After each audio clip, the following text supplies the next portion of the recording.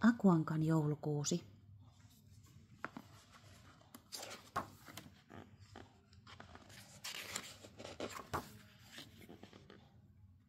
Oli jouluaatto. Akuankka oli saanut piparit leivottua. Kaikki lahjat oli pakattu. Enää puuttui joulukuusi. Aku pani takin päälle, lakin päähän ja lapaset käteen. Sitten hän tarttui kiiltävään terävään kirveeseensä. Tulehan Pluto, hän huikkasi. Nyt mennään hakemaan joulukuusi. Pluto hölkytti paikalle. He lähtivät yhdessä lumiseen metsään.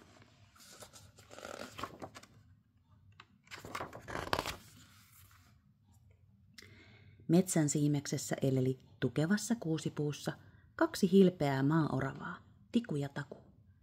Nekin valmistautuivat joulun tuloon. Niiden kotipuun vieressä seistä nökötti pikkuinen kuusi. He koristelivat joulupuun marjoilla ja heinäköynnöksillä. Kun Aku ja Pluto tulla tömistivät paikalle.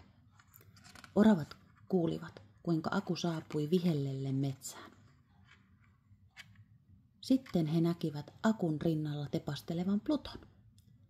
Ne pudottivat koristeet ja kipittivät kotiinsa turvaan. Ainakin he luulivat olevansa turvassa. Mutta mitä nyt? Pluto nuuskutteli ympäriinsä ja Aku kierteli jämäkkää kuusta mittailleen sitä katsellaan. Tämä on täydellinen, Aku ilmoitti, ja Pluto oli samaa mieltä. Niinpä Aku pani terävän, kiiltävän kirveensä töihin. Klop, klop, klop, klop. Voi Tikua ja Takua. He piileskelivät kuusen latvassa kauhusta jäykkinä. Klop, klop, klop, kuului Akun kirveestä. Ja nirsk, narsk, nirsk, kuului rungosta. Puu kaatuu, karjaisi Aku, ja kuusipuu rojahti komeasti maahan. Tikun ja Takun pidätellessä siitä henkensä hädässä kiinni. Noin, Pluto Aku ilmoitti. Eiköhän viedä kuusi kotiin. Aku lähti vihellellen tarpomaan kohti kotia, suurta kuusta perässään raahaten. Ja oksien keskellä istuvat Tiku ja Taku mukavasta kyydistä nauttien. Aku pystytti kuusen olohuoneeseen heti kotiin päästyään. Kas niin, hän sanoi. Nyt koristellaan kuusi. Aku kaivoi koristelaatikot komerostaan. Tiku ja Taku katselivat touhua kuusen latvan suojista. Aku kietoi pitkiä valoköynnöksiä kuusen ympärille. Hän ripusti oksille värikkäitä palloja ja kultaisia, punaisia ja sinisiä. Pluto auttoi minkä osasi. No niin, Aku sanoi, kun kaikki oli valmista. Eikö näytäkin hienolta? Hau, hau, sanoi Pluto ylpeänä. Ja kyllä se kaunis joulukuusi olikin. Nyt minä panen kuusen alle Mikin ja Minnin sekä Tupun, Hupun ja Lupun lahjat, Aku sanoi. Pysy sinä Pluto tässä. Pluto, palaan aivan pian. Hau hau, sanoi Pluto ja istahti ihastelemaan kuusta. Heti kun Aku oli poissa, Tiku ja Taku poistuivat piilopaikastaan. Ne tanssivat oksilla niin, että neulaset tärähtelivät. Ne kääntelivät naamaansa joulupalloissa ja heijastaville kuvajaisilleen ja nauroivat, kunnes niiden pieniä kylkiä jomotti. Grrr, murisi Pluto paheksuvasti, mutta Tiku ja Taku veisasivat. Tiku poimi kiiltävät pallot oksalta ja viskasi niillä Plutoa. Pluto koppasi sen kiinni tassuillaan. Grrr, se ärisi jälleen vihaisesti. Sitten Taku sieppasi toisen pallon ja heitti senkin päin Plutoa. Pluto hyppäsi ja sai viime hetkellä napattua pallon. Juuri silloin Akuankka tuli sisään. Pluto, hän kivahti. Tuhma koira. Hän luuli, että Pluto oli napsinut puusta koristeita. Pluto parka. Se nuuski kuusen oksia, mutta Tikusta ja Takusta ei näkynyt vilaustakaan. Olekin kunnolla, Aku sanoi.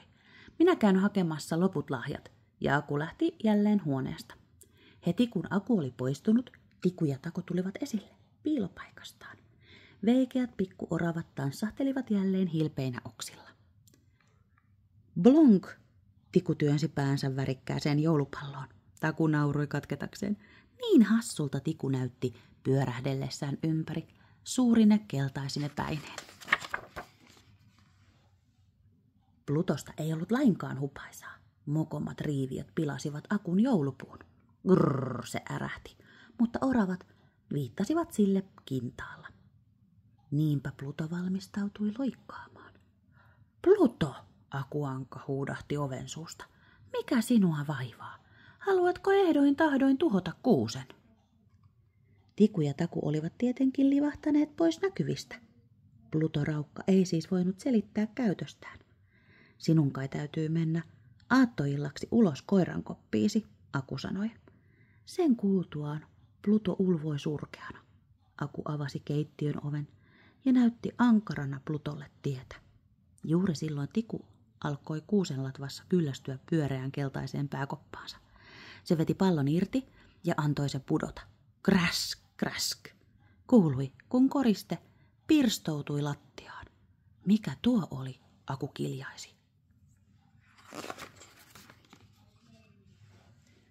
Hau hau, sanoi Pluto ja osoitti kuusta.